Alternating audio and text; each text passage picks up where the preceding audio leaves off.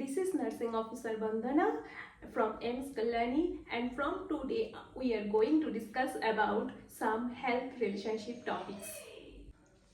तो सबसे पहले हमें पता करना है व्हाट इज हेल्थ।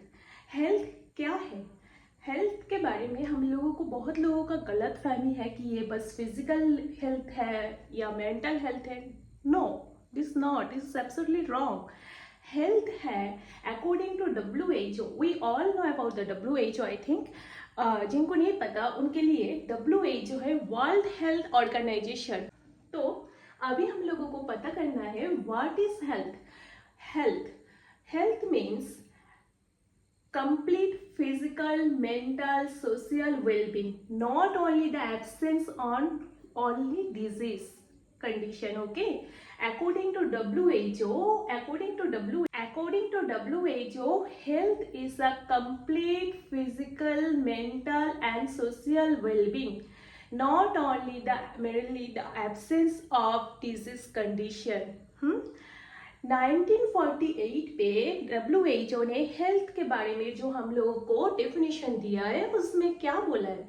उन लोगों ने, मतलब WHO जो संस्था है, उन्होंने ये बोला है कि health totally physical, mental, social and environmental भी अफेक्ट करता है। ठीक है, इस सारे में एब्सेंस होना चाहिए, इस सारे में जो प्रॉब्लम है सब कुछ एब्सेंस होना चाहिए, तभी हम बोल सकते हैं कि वो पर्सन हेल्दी है।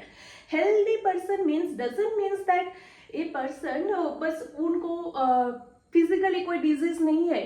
हो सकता है उनका मेंटली स्टेट प्रॉब्लम भी है ना, मेंटली स्ट्रेस प्रॉब्लम हो रहा है, तो वो हेल्दी नहीं है, वो पर्सन हेल्दी नहीं है। ठीक है, तो हेल्दी पर्सन या हेल्थ में कितना डिफरेंट है आप लोगों को मैं।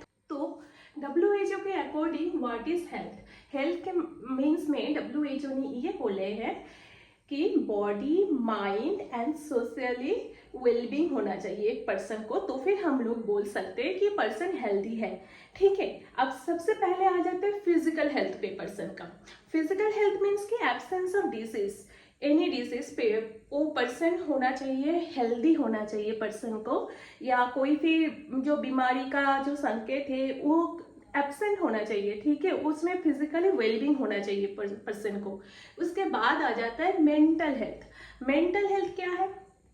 मेंटल हेल्थ में आ जाता है पर्सन का जो स्ट्रेस आता है वो स्ट्रेस फ्री होना चाहिए पर्सन को। ठीक है, a person should be stress free and any type of anxiety free.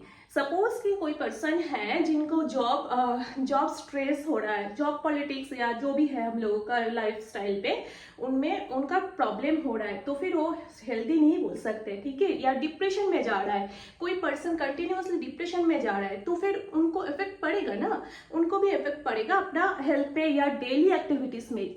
हम लोगों को जो काम डेली एक्टिविटीज में इफेक्ट पड़ता है वही पर्सन आ जाता है अनहेल्दी पर्सन में। ठीक है, वही आपका हेल्थ डिसीज कर रहा है, डिसीज प्रॉब्लम कर रहा है। Okay, after that physical health हो गया, मेंटल हेल्थ हो गया, after that we will go to environment health. या environment health also affect on your daily activities. ठीक है, तो फिर ये भी क्लियर होना चाहिए, तो फिर हम बोल सकते हैं कि हेल्दी है। जैसे कि हम लोग कोई एक जगह पे रहते हैं, उस जगह पे हम लोगों का जो मस्क्यूटोस है, फ्लाइज है, इंसेक्ट्स है, क्लियर नहीं है, या जो पानी आता है गवर्नमेंट का, वो गवर्नमेंट का जो पानी है वो भी क्लियर नहीं है, मतलब हम लोग पीने का लायक नहीं है, लेकिन इंसान पी रहे हैं। जैसे कि स्लम्स एरिया जो है उसमें ज़्यादातर, ये सॉरी टू से, बट उसमें ज़्यादातर दिखता है, या फिर अर्बन एरियाज में भी पानी अच्छा नहीं है। ठीक है, तो फिर ये सारे आ जाता है अनहेल्दी डिजीज, मतलब हेल्थ का एक टॉपिक में। उसके बाद आ जाते हैं सोशली। या सोशली भी एक बहुत ज़्यादा इफेक्ट करता है हम लोगों का हेल्थ इशू में। जैसे कि कोई पर्सन है वो सोशली सबसे अलग है, बोलता है ना गांव में एक घर को हम लोग बिल्कुल टच नहीं करता है। ठीक है, वो अनटचेबल है गांव के लिए। ठीक है, वो घर वाले सबके लिए। ठीक है, तो फिर वो एक्सेप्ट, मतलब वो हैप्पी नहीं है अपने सोसाइटी से, तो फिर वो भी अनहेल्दी पर्सन में आ जाता है।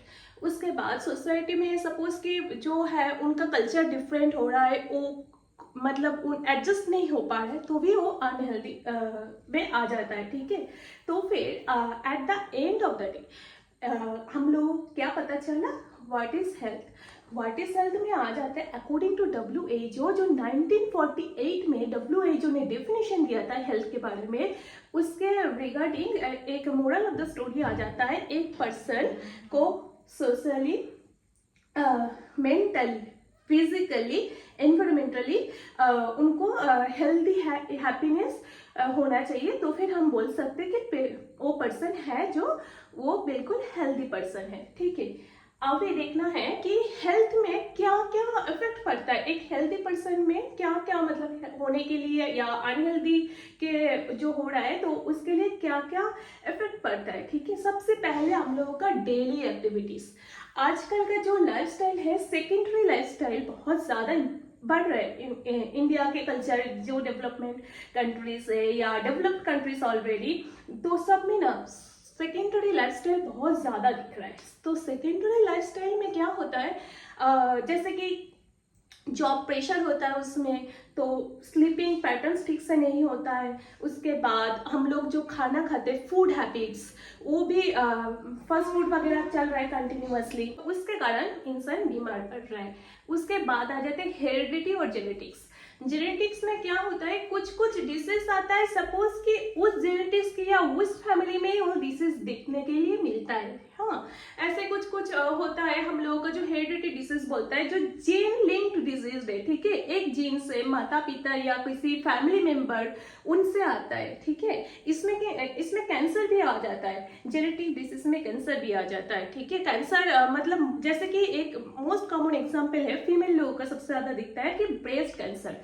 ब्रेस्ट कैंसर जो है वो हम लोग का जो फर्स्ट डिग्री रिलेशनशिप है, जैसे कि अपना मम्मी हो गए, ठीक है, या फिर अपना मम्मी फर्स्ट डिग्री या सेकेंड डिग्री, जैसे कि मौसी हो गए, ठीक है। उसके बाद क्या बोलते हैं, बुआ, उन लोगों का अगर ब्रेस्ट कैंसर है तो फिर बहुत ज्यादा चांसेस है कि अपना जो बच्चा है उनका ट्रांसफर होने के लिए, ठीक है। तो जेनेटिक्स में जो आता है ये बहुत ज़्यादा इम्पेक्ट करता है। उसके बाद हम लोगों का इन्वायरमेंट आ गया, उसमें मैंने पहले ही बोल दिया कि लाइफस्टाइल या इन्वायरमेंट जो है हम लोगों का, अगर मच्छर वगैरह ज़्यादा रहता है या गंदा पानी आ रहा है, ड्रेन का पानी क्लियर नहीं होता है सोसाइटी में, तो फिर वो बीमार में वो करता है। उसके बाद जॉब प्रेशर, मेंटल हेल्थ में जो जो आता है, डिप्रेशन, या फिर जैसे कि गोइंग एज मतलब टीनेजर्स में रिलेशनशिप प्रॉब्लम्स में की वजह से ज़्यादातर दिखते हैं ये डिप्रेशन या एंजाइटी केसेस, ओके। आगे हम लोग थोड़ा वो डिस्कस करेंगे कि किस हम हेल्थ के लिए क्यों सचेतन है हो जाए, मतलब हेल्थ के बारे में क्यों हम लोग इतना सोचने का टाइम आ गया। अब तो सच में अब जो हो रहा है आजकल, तो हेल्थ के बारे में सबको थोड़ा बहुत तो सोचना चाहिए। तो क्यों सोचना चाहिए, सबसे पहले कि ये हम लोग का क्वालिटी ऑफ लाइफ देता है। अगर आप अपना हेल्थ थोड़ा इम्प्रूव कर लो ना, थोड़ा अपने हेल्थ के लिए सोच लो, मेंटली, फिजिकली, एनवायरमेंटली, सोशली, सबके बारे में थोड़ा अपने लिए सोच लो, तो फिर ये आपका क्वालिटी ऑफ लाइफ इम्प्रूव करता है, आपका लाइफ एक्सपेक्टेंसी बढ़ा देता है, ठीक है।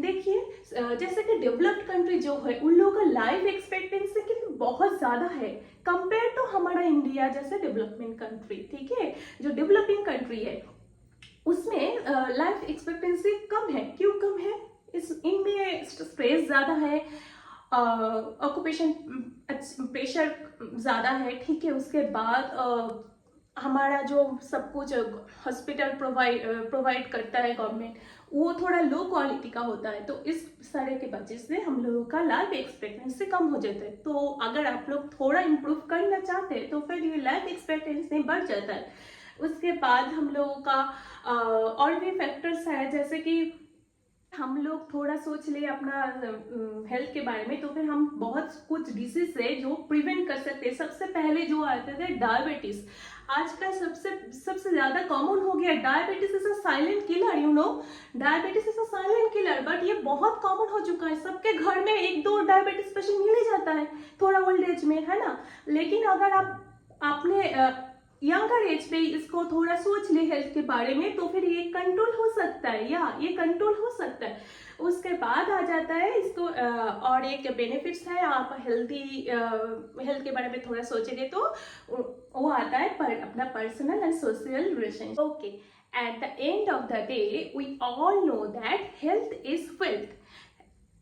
पैसा आदमी थोड़ा कम इनकम कर ही सकता है, लेकिन उनका घर पे बीमारी नहीं आना चाहिए। हाँ, बीमारी कम होना चाहिए या आना नहीं चाहिए। अगर बीमारी आ जाए तो फिर पैसा का कोई वैल्यू ही नहीं है eight the end of the day.